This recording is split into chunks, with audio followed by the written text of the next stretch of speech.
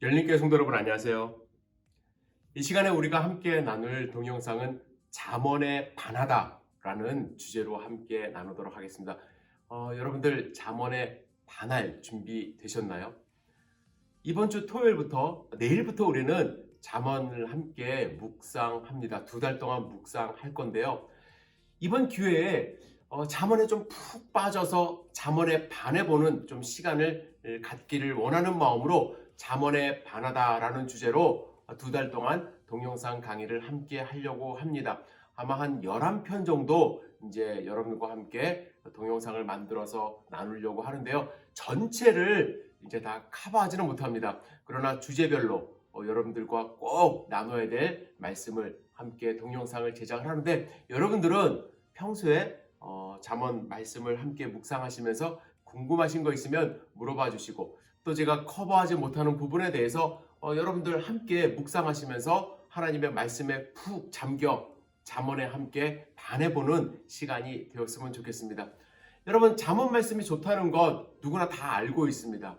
하지만 의외로 잠언 말씀을 자주 읽지 못하고 또 암송하지 못하는 경우가 많이 있습니다.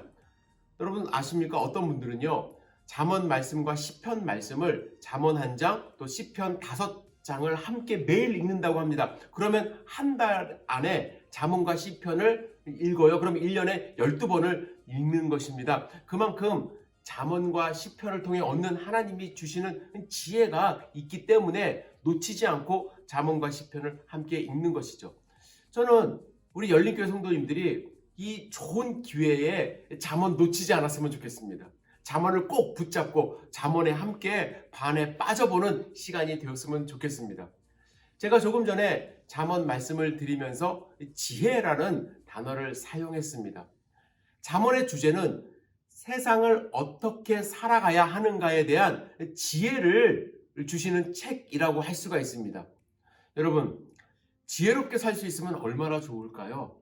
우리가 정말 이 세상을 지혜롭게 살 수만 있다면 참 행복한 하루하루가 될 텐데, 어떤 때는 좀 지혜가 부족하다라는 느낌을 가질 때가 많이 있습니다. 여러분, 잠언 1장 2절부터 4절의 말씀에 보시면 이 잠언을 기록해 주시고 우리에게 주신 목적이 담겨져 있습니다. 같이 한번 읽어볼까요?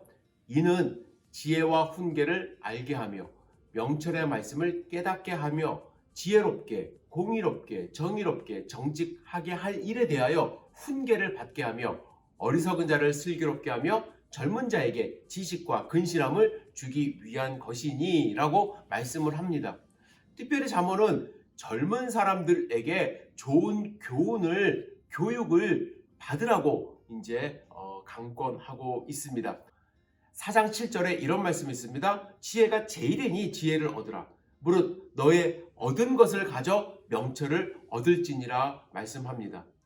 여러분과 저는 아직 젊습니다. 동영상을 보시는 모든 분들 젊습니다. 지혜를 포기할 수가 없습니다. 하루를 더 살더라도 지혜롭게 살아야만 합니다. 왜냐하면 오직 지혜만이 생명의 온전한 약속으로 인도할 것이라고 말씀을 하고 있기 때문에 그렇습니다. 3장 16절부터 18절에 이런 말씀이 있습니다. 그의 오른손에는 장수가 있고 그의 왼손에는 부귀가 있나니 그 길은 즐거운 길이요 그의 지름길은 다 평강이라. 지혜는 그 얻은 자에게 생명나무라. 지혜를 가진 자는 어떠하다고요? 복되도다 말씀합니다. 저는 우리 성도님들이 이 생명나무와 같은 지혜를 얻기를 주님의 이름으로 축복합니다. 그래서 우리 모두 지혜로운 삶, 이 세상 하나님이 부르시는 그날까지 지혜롭게 살았으면 좋겠는데요. 그렇다면 이 지혜를 담은 잠언 누가 지었을까? 여러분들 잘 아시는 것처럼 솔로몬의 잠언으로 우리는 알고 있습니다. 맞습니다. 솔로몬은 열왕기상에 보면은 3,000가지의 잠언을 이제 했다고 전해지고 있습니다. 그것을 후대 사람들이 이제 편집해서 1장부터 24장까지 솔로몬의 지혜, 솔로몬의 잠언으로 알려져 있고요. 근데 31장까지 모두가 다 솔로몬이 기록한 것은 아니고 25장부터 29장은 히스기야 왕의 그 서기관들이 편집을 해서 기록한 것으로 알려지고 있고, 30장부터 31장은 또 다른 저자들이 다른 자료에서 발췌한 것으로 알려지고 있습니다. 뒤에 가서 이 부분에 대해서는 조금 더 자세하게 말씀드릴 텐데 잠언의 대부분은 솔로몬 왕이 지은 것이라고 생각하시면 됩니다. 그렇다면 오늘은 서론이기 때문에 잠언에서 말씀하시는 지혜는 과연 어디서 오는 것일까에 대해서 조금 생각해 보도록 하겠습니다. 결론적으로 말씀을 드리면 이 지혜는 하나님을 아는 지식으로부터 나온다고 할 수가 있습니다. 세상 사람들은 이 지혜를 갖기 위하여 여러 가지 지식을 쌓습니다. 그런데 우리가 알아야 될 것은 출발점이 되는 지식이 무엇인지가 이제 참 중요하다고 저는 생각을 해요. 세상 사람들은 지식의 출발점을 이성, 과학, 수학 이런 것들로 이제 대부분 삼습니다. 그런데 이렇게 과학, 수학, 이성 제가 나쁜 거라고 말씀을 안 드리는데 여기에서 쌓아서 결론도 거기서 나버리면 세상적인 성공 가져다 줄 수 있습니다. 그저 수학 열심히 하고 과학 열심히 하고 철학도 열심히 해서 자기의 지식을 쌓아서 거기서 지혜를 얻어서 세상적인 성공까지 갈 수 있습니다. 그런데 그렇게 쌓은 지혜의 끝은 무엇일까요? 돈 정말로 많이 벌 수도 있고요. 대통령까지 할 수도 있습니다. 지혜로우면. 그런데 그 다음은 무엇입니까? 영원한 생명을 놓치는 것입니다. 그렇게 쌓아온 지혜는. 이러한 삶은 허무한 것이죠. 솔로몬은 세상의 많은 지식을 통해서 지혜를 가진 사람입니다. 그 지혜를 가지고 세상의 온갖 부귀영화, 권력 다 누린 사람입니다. 그런데 전도서에서 솔로몬은 뭐라고 고백합니까? 헛되고 헛되며 헛되고 헛되니 모든 것이 헛되도다. 헛되다는 말을 5번이나 이제 강조하고 있습니다. 해 아래서 수고하는 모든 수고가 사람에게 무엇이 유익한가 이렇게 말을 하고 있죠. 우리가 세상에서 부귀영화를 누리고 성공하는 것 중요하지만 그 이후의 삶이 없기 때문에 헛될 수밖에 없습니다. 그렇다면 헛되지 않은 지혜를 얻기 위해서 우리는 무엇을 어떻게 해야 되나? 잠언은 하나님을 아는 지식에서 출발을 해야 한다고 강조합니다. 하나님을 아는 지식. 그런데 여기서 중요한 것이 있습니다. 하나님을 아는 지식이라는 것이 무엇인가? 이것은요, 단순하게 하나님이 어떤 분인가를 아는 것. 백과사전에서 찾으면서 하나님은 이렇게 무소부재하시고 전지전능하시고 그런 것을 아는 것으로 끝나는 것이 아니라 잠언에서 말하는 지식은 경험하는 것입니다. 경험하는 거예요. 하나님을 경험하는 것. 예를 들면 우리가 숫자를 배웁니다. 사칙 연산을 배웁니다. 숫자를 알고 사칙 연산을 아는 지식이 바로 지혜라고 할 수 없다는 것이죠. 이 수학을 많이 풀어보고 경험하고 적용해서 회사에서는 예산을 세우고 결산을 짜는 것까지 가야 되고요. 그리고 다른 연산도 배워서 과학적으로 무언가를 예측하는 수준까지 가야 저 사람 지혜롭다라고 이야기하지 않습니까? 그리고 경험을 통해서 정확한 예측을 할 수 있는 그러한 경지에까지 오른 사람을 지혜롭다고 이야기를 합니다.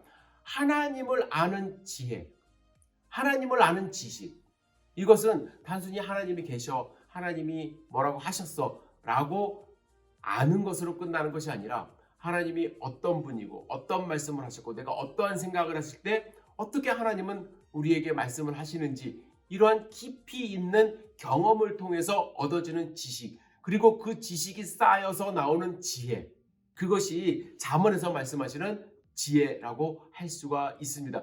그래서 솔로몬은요, 하나님의 지혜를 얻는 길은 하나님을 경외함으로, 즉 하나님과 올바른 관계를 맺음으로 시작할 수 있다고 이야기를 합니다.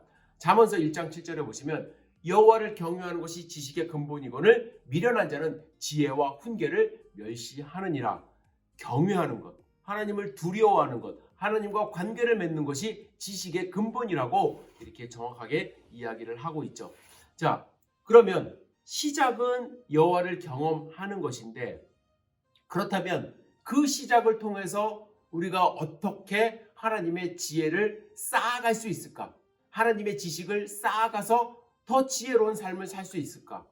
1장 8절에서 솔로몬은 단호하게 이렇게 이야기를 합니다. 내 아들아, 내 아비의 훈계를 들으며 내 어미의 법을 떠나지 말라. 먼저 들으라고 이야기를 합니다. 들어야 돼요. 하나님의 말씀을 들어야 돼요. 암송해야 돼요.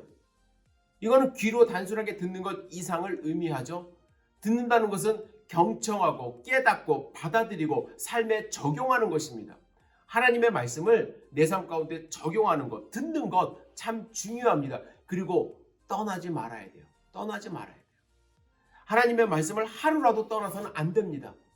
우리가 성경 암송 69절 하듯이 그 말씀을 내 것으로 만들고 그래서 그 말씀으로 검을 삼아서 유혹을 물리치고 떠나지 않는 삶을 살아갈 때에 하나님이 주시는 지혜를 얻을 수가 있습니다. 두 가지 꼭 기억하세요. 하나님의 말씀을 들으세요. 그리고 떠나지 마세요. 그러면 어떠한 보상이 있다고 이야기를 하냐면 9절에 이는 내 머리에 아름다운 관이요 내 목에 금사슬이니라. 떠나지 않을 때 여기서 말하는 아름다운 관, 금사슬, 세상적인 성공을 의미할 수도 있습니다. 그러나 이것은 하나님이 주시는 영광스러운 모습이라고 저는 생각을 합니다. 관으로 번역된 히브리어는 지역사회에서 존경과 권위를 나타내는 머리의 장식품이라고 합니다. 우리가 하나님의 말씀을 마음 가운데 새기고 하나님의 사람으로서 살아갈 때 여러분들 내가 막 잘난 척하면서 내가 위에 올라가고자 하지 않아도 사람들이 여러분들을 존경한다는 것입니다. 정직한 삶, 슬기로운 삶, 사리분별을 잘하는 삶, 겸손한 삶, 하나님의 말씀을 내 삶 가운데 적용하다 보면 주위에 있는 사람들이 그런 모습을 보면서 여러분들 머리에 관을 씌워줄 것입니다. 어떠한 경쟁을 통해서도 지혜롭게 승리할 수가 있고요. 승리와 존경을 여러분들이 받을 수가 있는 것입니다. 금사슬도 마찬가지예요. 사회적으로 인정받는 그러한 지위, 위치에 여러분들이 오를 수 있다는 것입니다. 솔로몬은 삶 속에서 부모의 훈계와 가르침을 잘 나타내는 젊은이에게는 은혜와 존경 그리고 건강과 번영 등의 보상이 따를 것이라는 것을 약속하고 있습니다. 저는 잠언 2달 동안 여러분들과 함께 묵상하면서 이러한 지혜 다시 못 올 기회라고 생각하면서 얻기를 함께 기도하며 준비하고 있습니다. 이 2달의 시간이 다시 오지 않을 그러한 기회라고 여러분들 생각하시면서 마음 가운데 하나님의 말씀 잠언을 묵상하시고 받아들이시고 실천하는 삶을 살아보시기를 주님의 이름으로 축복합니다. 오늘은 서론적인 부분으로 이렇게 말씀을 드렸고요. 이 동영상 꼭 들으셔야 되는데 보셔야 되는데 왜냐하면 이번 주 주일 설교가 이 뒤에 이제 나오는 내용이기 때문에 그렇습니다. 여러분들 잠언에 푹 빠져 잠언에 반하는 우리의 삶이 되기를 주님의 이름으로 축복합니다. 잠언 함께 읽고 잠언에 반하는 열린교회 되기를 다시 한번 기도합니다. 여러분 감사합니다.